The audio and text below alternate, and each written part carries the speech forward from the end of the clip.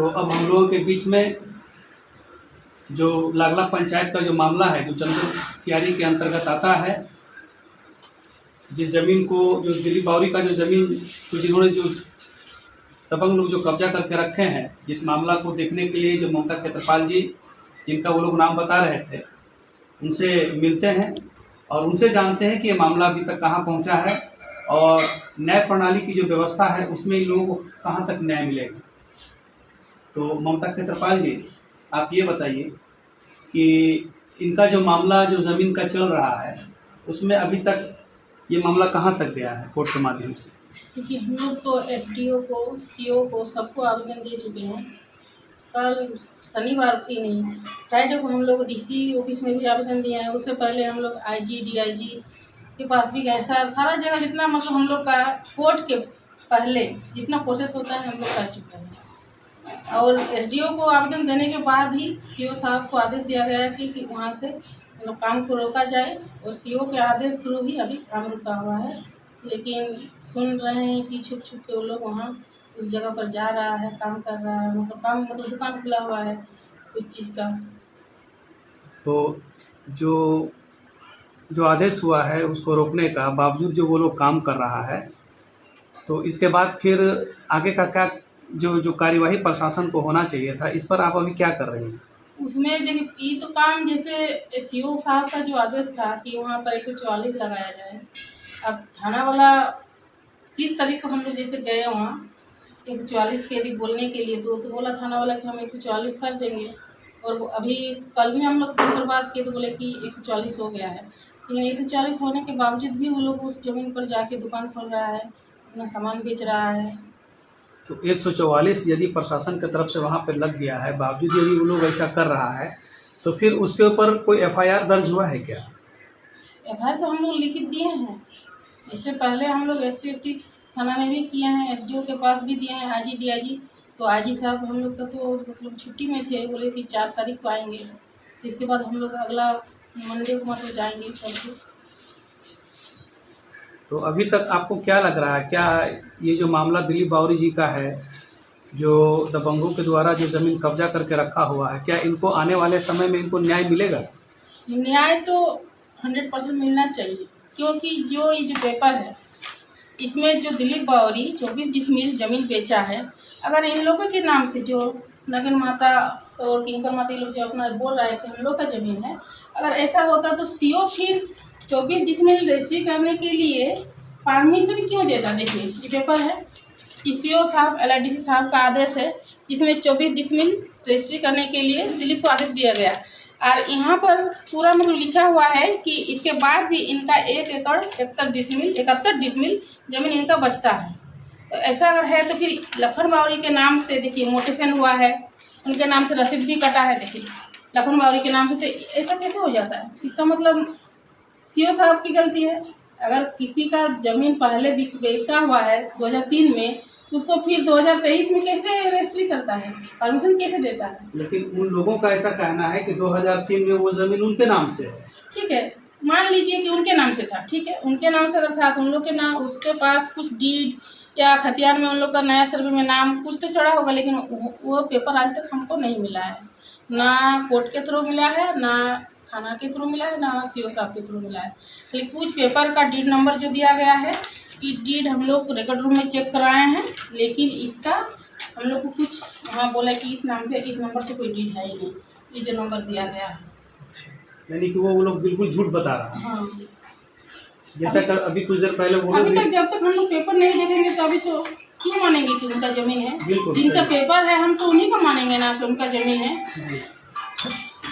देख लेते हैं 144 के बाद अगर एसडीओ कोर्ट में कुछ फैसला नहीं होता है तो उसके बाद हम लोग सिविल कोर्ट में केस करेंगे।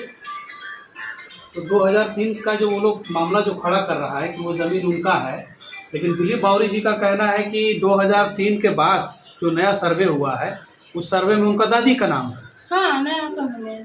तो यानी कि उस हिसाब से ये पूरी तरह से ज़मीन दिलीप बावरी का ही है और दुलाल बावरी का है और सभा बावरी का है, और वो लोग जबरन इसको कब्जा कर रहा है। जबरन कब्जा कर रहा है।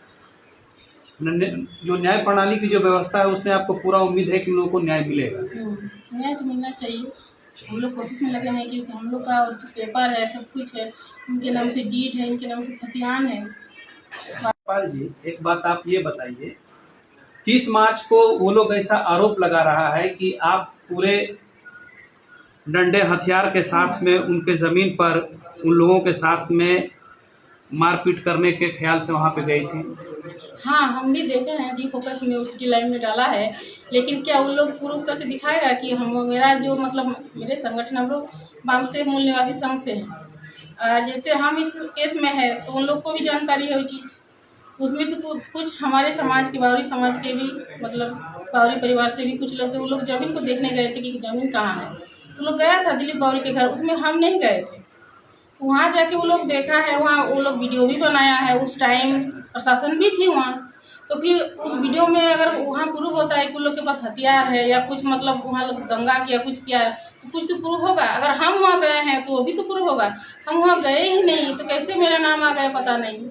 इसमें ऐसा भी है कि आपको भी जान से मारने का क्या वैसा धमकी वगैरह मिला हाँ, है? कमेंट में तो हम देख रहे हैं। देखिए ये जो मेरा डिग्री है, मेरा जो कोट है, काला कोट जो हमको मिला है, बाबा साहब की देन है। महिलाओं के लिए हमको पढ़ने का अधिकार मिला, तब जाके हम यहाँ ये डिग्री मिला है, ये कोट मिला है।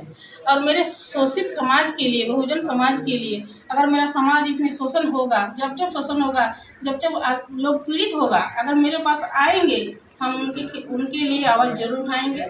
और किसी के धमकी देने से या कोई मतलब कुछ भी हमको बोलने से हम डरने वाले हैं नहीं, क्योंकि हम अपने बहुजन समाज के लिए हमेशा खड़ा रहेंगे। क्योंकि हमको ये वोट मिला ही है उनके मतलब उनके लिए लड़ने के लिए। यानी कि आप बाबा साहब के विचारों हाँ, को विचारों को मानते हैं और उनके विचारों में ही चलते हैं। और हम लोग संवैधानिक लोग हैं तो संविधान को मान कर ही चलेंगे। वहाँ पारंपरिक हथियार का जो बात बोला, पारंपरिक हथियार का मतलब होता क्या है? हम लोग का जैसे बावरी का या ऐसी समाज का तो कोई ऐसा पारंपरिक हथियार तो होता नहीं है। यानी कि आपका कहना है कि आप बाबा साहब को मानते हैं और बाबा साहब को मानने वाले लोग संविधान को मानते हैं। हाँ। और संविधान के मानने वाले लोग संविधान के दायरे में रह करके ही अपना काम करते हैं। वो जो हमारे संगठन का जो लोग गया, हमारे समाज का जो लोग गया, वो जमीन को देखने गया और दिलीप को भी देखने गया, क्योंकि उस टाइम इसी दौरान जितना भी घटना हुआ उसी दौरान दिलीप की माँ डेथ कर गई 18 तारीख को। 11 तारीख की घटना है जो ये लोग मतलब उन दोनों पार्टी में वहाँ बोलचाल हुआ, कुछ हुआ जो उसके बाद 11 तारीख को 22 फरवरी को मेरे पास आया। उसके बाद ये लोग जबरन जब कब्जा करने लगा ये लोग गया था, तो ये लोग बार बार इसके माँ जैसे राशन दुकान जाती थी, जो राशन दुकान है भूमिहार लोगों का ही है, उसकी माँ जाती थी, बोलते कि तुम्हारा बेटा को समझा लो, नहीं तुम्हारे बेटा को मार देंगे। इसी टेंशन में 18 तारीख को इसकी माँ भी मर गई, डेथ कर गई। तो हमारे समाज के जो लोग संगठन चला रहे हैं वो लोग देखने गए थे, हमको भी इन्फॉर्म किया था कि आप भी आइए। हमने नहीं, हम नहीं वहाँ आएंगे, मेरा मतलब कुछ काम से हम बिजी थे तो नहीं आ पाए, क्योंकि सिर्फ वो लोग ज़मीन को देखने गए थे कि ज़मीन कहाँ है, कि तुम्हें बाउंड्री किया, मतलब क्या क्या वहाँ काम हुआ, ये सब देखने के लिए गया था। और वहाँ प्रशासन भी गई थी, प्रशासन को भी बुलाया गया था। हमारे संगठन के मूल निवासी बामसेफ के जिला अध्यक्ष प्रकाश दास जी वहाँ गए थे, तो पुलिस को इन्फॉर्म करके गए थे। वहाँ पर हम कुछ वीडियो आपको दिखाएंगे, उसमें पुलिस प्रशासन की थी। फिर हथियार की बात कहाँ से आ गई पता नहीं, लोग कैसे बोल रहा है। यानी कि आरोप पूरी तरह से बेबुनियाद है। एक बात और बताइए, 24 डिसमिल जमीन जो दिलीप बावरी श्याम सुंदर बावरी जी के नाम से जो बेचा है, क्या वो जमीन पूर्व विधायक अमर बावरी जी के किसी रिश्तेदार का है? हाँ, तो श्याम सुंदर बावरी के नाम से जो जमीन 24 डिसमिल दिलीप बावरी बेचा है वो हमारे पूर्व विधायक श्री अमर कुमार बावरी के स्वामी जी हैं और लखन बावरी उनके ससुर जी हैं। 22 फरवरी को वो मेरे पास आए और हमको सारा केस का मैटर के बारे में समझाया था। हम बोले देखिए आपका तो दामाद है, वहाँ आप जाइए, वहाँ बोलिए उनको, क्योंकि उनका तो भूमिहार लोगों से मतलब ज़्यादा ही है। तो बोले कि नहीं, वो बोल दिया है कि इसमें इस मैटर पर हम नहीं पढ़ेंगे, आप जाइए अपने न्यायालय में अपना न्याय लीजिए। तो यानी कि इस मामला में अमर बावरी जी का कैसा रोल है? वो तो हम अभी तक नहीं कर सकते, कि वो बात उनका ससुर जी ही कर सकते हैं कि उनसे क्या बातचीत होता है नहीं होता है। हमको जो काम मिला है न्याय के लिए, हमको वकालतनामा मिला है कि आप हमको न्याय दिए, तो हम लड़ रहे हैं, बस आगे का काम हम करते रहेंगे। जो मेरा काम है हम करते रहेंगे, बाकी कौन क्या कर रहा है नहीं कर रहा है वो हम नहीं देखेंगे। धन्यवाद। में काम रोकने का जब आदेश है तो फिर आप लोग दीवार दिए क्यों? जी हाँ, तो इसीलिए ये हम सीओ सर से भी ये आग्रह करते हैं कि इस ज़मीन को थोड़ा सा ध्यान दें और जो कानूनी कार्रवाई हो वो ये आगे करें। अच्छा, ये जगदीश जी, आए दिन चंदन क्यारी में हम लोग मूल निवासी संघ का और भी बहुत तरह के संगठन, सामाजिक संगठन आए दिन इस तरह की घटना घटते रह रहा है। आप देखिए, आप चमसोबाद में देखिए, चंदन क्यारी क्षेत्र में, वहाँ भी बावरी और भूमिहार जाति के ही कुछ लोगों के साथ उनका ये है। आप बारखमा में भी एक वो घटना है। फिर अभी एक कुम्हार डूबी में भी भूमिहार जाति ही एक महिला को बुरी तरह जानवर की तरह पीटा। कुछ दिन पहले झाबरा में भी भूमिहार बावरी को पानी पीने नहीं दिया। फिर ये मामला भूमिहार जाति से ही बोदरो में भी कुछ 10-12 एकड़ जमीन बावरी, दास और रजवार का है, उनका भी झमेला भूमिहार जाति के ऊपर है। मतलब ये क्या मामला चल रहा है चंदन क्यारी में, जबकि शेड्यूल एरिया है, शेड्यूल कास्ट के वहाँ मंत्री रह चुके हैं, अभी भी वहाँ के वर्तमान में भी शेड्यूल कास्ट का ही विधायक है। खुद अमर कुमार बावरी 2 बार विधायक रह चुके हैं, मंत्री रह चुके हैं, नेता प्रतिपक्ष रह चुके हैं। फिर हालांकि फिर मामला इस तरह की शेड्यूल कास्ट के द्वारा, शेड्यूल ट्राइब का ही शोषण क्यों होता रहे, और एक ही खास वर्ग की, एक ही जाति के द्वारा क्यों हो रहा है, इसको आप किस तरह समझते हैं? जहाँ तक ये मेरा ख्याल है कि जो भी प्रतिनिधि यहाँ बन रहा है, शायद उन लोग का कुछ कमजोरी होगा ना, जो खुल के आने पा रहे हैं। और सारा समस्या ये जाति का है, क्योंकि मनुस्मृति में लिखा हुआ है कि शूद्र के पास ना धन रखने का अधिकार है, ना संपत्ति रखने का अधिकार है। अगर इन लोगों के पास धन है तो उनको छीन लिया जाए। लेकिन ये बड़ी बात कह रहे हैं जगदीश जी कि मनुस्मृति में लिखा हुआ है, जो विधान था, पुराना विधान हरामी मनु का बनाया हुआ, उसने लिखा है, वास्तविक बात है कि शूद्रों के पास धन नहीं होना चाहिए, शूद्रो न धन संचय, ये श्लोक है। तो लेकिन अभी तो मनुस्मृति लागू नहीं है जगदीश जी, अभी तो भारत का संविधान लागू है। तो क्या ये लोग जो है ये मनुस्मृति के ही प्रवृत्ति के है, या उसी मानसिकता के अभी भी ये लोग चल रहे हैं? नहीं, मानसिकता तो वही है। संविधान लागू होने के बावजूद भाई ये लोग ना वेद छोड़े हैं, ना पुराण छोड़े हैं, ना उपनिषद छोड़े हैं, ना मनुस्मृति छोड़े हैं। ये लोग का संविधान तो मनुस्मृति है, जिसको लोग लागू करना चाह रहा है, बशर्ते कुछ समस्या है तो नहीं कर पा रहा है।